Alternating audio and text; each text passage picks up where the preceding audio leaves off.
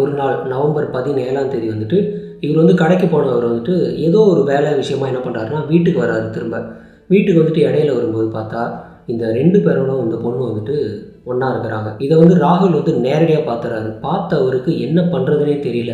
திட்டுறதா, அவங்கள அடிக்கிறதா, என்ன பண்ணுறதுனே தெரியாமல் அவங்கள வேறு வழியே இல்லாமல் திட்டக்கூட கிடையாது. அப்போ என்ன பண்ணியிருக்காருனாக்க அந்த ஒய்ஃபுக்கிட்ட வந்துட்டு இது மாதிரி நீ எல்லாம் எதுக்கு பண்ணுற, நான் உனக்கு என்ன துரோகம் பண்ணேன் அப்படிங்கிற மாதிரி அவர் வந்து ரொம்ப உருக்கமாக பேசியிருக்காரு. ஆக்சுவலாக அந்த 2 பேரையும் வந்து அடிக்கவே கிடையாது, அப்படியே விட்டுட்டார். அந்த சம்பவத்தை பற்றி எதுவும் கேட்காம மனசுடைஞ்சு போயிட்டார்.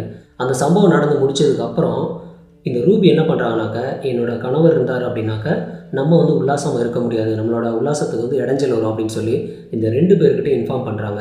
பண்ணினதுனால இது 3 பேரும் சேர்ந்து, இந்த ரூபி அண்ட் அபிஷேக், கௌரவ் 3 பேரும் சேர்ந்துட்டு இந்த ராகுலை வந்துட்டு கொலை பண்ணணும்னு சொல்லி ஒரு திட்டம் தீட்டுறாங்க.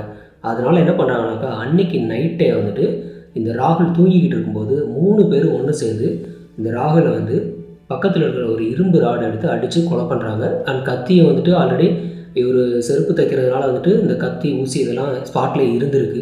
அதையும் எடுத்து குத்தி இவர் வந்து ஸ்பாட்லேயே கொலை பண்ணிடுறாங்க. கொலை பண்ணிவிட்டு பாடியை வந்துட்டு டிஸ்போஸ் பண்ணணும். இது வந்து போலீஸ்கிட்டையும் மாட்டிக்கக்கூடாது, உள்ளூரில் இருக்கக்கூடிய மக்கள்கிட்டையும் மாட்டிக்கக்கூடாது. அப்படிங்கிறதுனால என்ன பண்ணுறாங்கனாக்கா, இந்த கௌரவ போயிட்டு ஒரு பிளாஸ்டிக் கவர் வாங்கிட்டு வர்றாங்க. அதாவது கறிக்கடையிலலாம் கொடுப்பாங்களே இந்த கருப்பு கலரில் வந்துட்டு ஒரு கவர், வெளியில் எதுவும் தெரியாது உள்ளே இருக்கிறது, அந்த மாதிரி கருப்பு கலர் கவர் வாங்கிட்டு வந்துடுறான். அதே மாதிரி வந்துட்டு புதுசாக ஒரு கிரைண்டர் வாங்கிட்டு வந்துடுறாங்க. கிரைண்டரும் கவரும் வாங்கிட்டு வந்துட்டு இவரோட உடம்பை வந்து பீஸாக வந்து என்ன பண்ணுறாங்கனாக்கா எடுத்துடுறாங்க.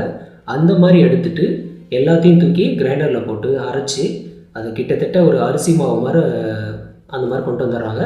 அதுக்கப்புறம் இந்த பிளாஸ்டிக் கவரில் ஆக்சுவலாக போட்டு தூரமாக கொண்டுட்டு போய் எங்கேயாவது போட்டணுன்னாக்கா அன்றைக்கி நைட்டே இட்கா அப்படின்ற இடத்துல இருக்கக்கூடிய ஒரு கால்வாயில் தூக்கி போட்டுடுறாங்க.